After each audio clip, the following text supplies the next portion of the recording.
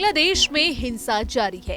पड़ोसी देश में छात्रों के विरोध से शुरू हुआ आंदोलन देश में तख्तापलट का कारण बना, जिसकी वजह से बांग्लादेश में न सिर्फ राजनीतिक स्तर पर उठापटक हुई, बल्कि शेख हसीना, जो कि बांग्लादेश के पूर्व पीएम है, उन्हें अपना देश छोड़ना पड़ा।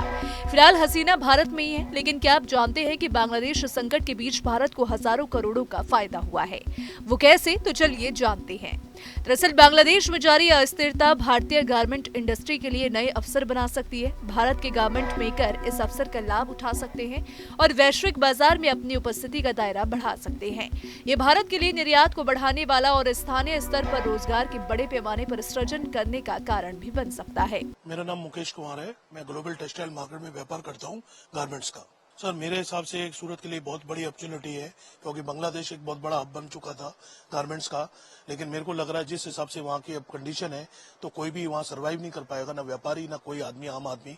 तो सूरत के लिए एक बहुत बड़ी अपॉर्चुनिटी है और मैं सूरत वालों को कहता हूँ ये अपॉर्चुनिटी एक गोल्डन चांस है।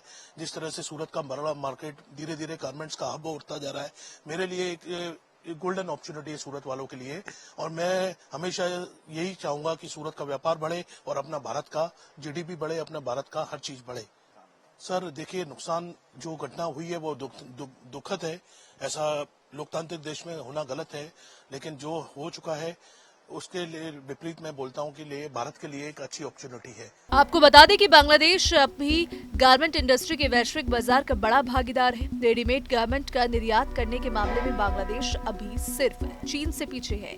चीन की मौजूदा हिस्सेदारी लगभग 30% है, जबकि बांग्लादेश लगभग 8.5% वैश्विक बाजार पर काबिज है। पिछले कुछ सालों में रेडीमेड समेत पूरी गारमेंट इंडस्ट्री में बांग्लादेश ने शानदार तरक्की की है। इससे बांग्लादेश का निर्यात बेहतर हुआ है। स्थानीय स्तर पर लाखों लोगों के लिए रोजगार के मौके तैयार हुए हैं और पड़ोसी देश की आर्थिक स्थिति बेहतर हुई है। सूरत की टेक्सटाइल इंडस्ट्री के लिए पिछले कई वर्षों से मैं सरकार से ये मांग करता हूँ कि एंटी डंपिंग ड्यूटी लगा करके और बांग्लादेश से जो डंप होके कपड़ा भारत में आता है उसको एक बार लगाम लगाए। लेकिन ये कुदरती से ही ऐसा हुआ कि बांग्लादेश के अंदर अशांति हो गई और अशांति होने के कारण वहाँ का व्यापार भी जो है वो प्रभावित होगा।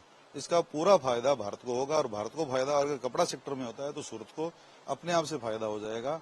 और ऐसा लग रहा है कि गारमेंट सेक्टर जो सूरत का है वो बूम पकड़ेगा और इस साल गारमेंट सेक्टर को हजारों करोड़ रुपए का फायदा होगा, क्योंकि जो ब्रांड और जो बड़े व्यापारी जो है बांग्लादेश से जो डंप करा के कपड़ा लेते हैं, बांग्लादेश में इंडस्ट्री लगा करके कपड़ा ले रहे हैं, वो सारे के सारे अब हमारे ऊपर निर्भर हो जाएंगे। इसलिए कपड़ा बाजार के लिए स्वर्णिम अवसर है। कपड़ा बाजार गारमेंट के क्षेत्र में आगे बढ़ेगा। चाइना से कपड़ा 2 जगह से डंप होता है, एक बांग्लादेश और एक वियतनाम। वियतनाम से इतना नहीं होता जितना बांग्लादेश से होता था और इसके कारण बांग्लादेश की जो जीडीपी है वो भी भारत के इसके कारण ही बढ़ी थी कि डंपिंग जो हो रहा है उस कारण जीडीपी बढ़ गई। लोग बोलते थे बांग्लादेश की जीडीपी ज्यादा है, भारत की देखिए कहाँ जा रही है, तो उसका कारण मेन डंपिंग था। और अब जब डंपिंग बंद हो जाएगा, एक टेक्निकली कारण है ये कि जब डंपिंग होकर के कपड़ा हमारे यहाँ आएगा ही नहीं, सीधा हमारा इंपोर्ट होगा नहीं, तो कपड़े की शॉर्टेज जो है ब्रांड जितने ब्रांड्स बड़े बड़े हैं उनको होगी।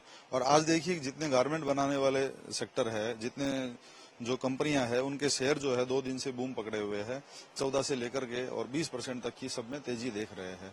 तो वो तेजी का कारण भारतीय निवेशक भी ये जानते हैं कि गारमेंट सेक्टर जो है आगे जाकर के बूम पकड़ेगा, अच्छा चलेगा और इसके अंदर बहुत बढ़िया आगे मतलब अपॉर्चुनिटी बहुत बढ़िया है। सूरत के लिए बढ़िया है, त्रिपुर के लिए बढ़िया है, अपने बम्बई के लिए बढ़िया है, अहमदाबाद के लिए बढ़िया है, सब मंडियों के लिए गारमेंट जहां जहां हो रहा है वहां पे सबके लिए बढ़िया है।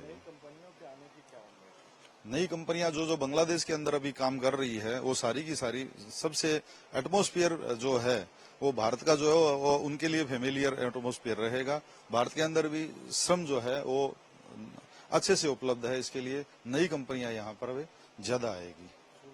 सूरत की टेक्सटाइल इंडस्ट्री पे बांग्लादेश बहुत ज्यादा प्रभाव कर रहा था और सीधा कनेक्शन ये है कि जब जो इम्पोर्टेड कपड़ा, क्योंकि सिंथेटिक कपड़ा ही हो रहा है और सूरत का कपड़ा सिंथेटिक कपड़ा है, तो सिंथेटिक की मंडी सबसे बड़ी अगर ऐसे एक देखी जाए तो सूरत है।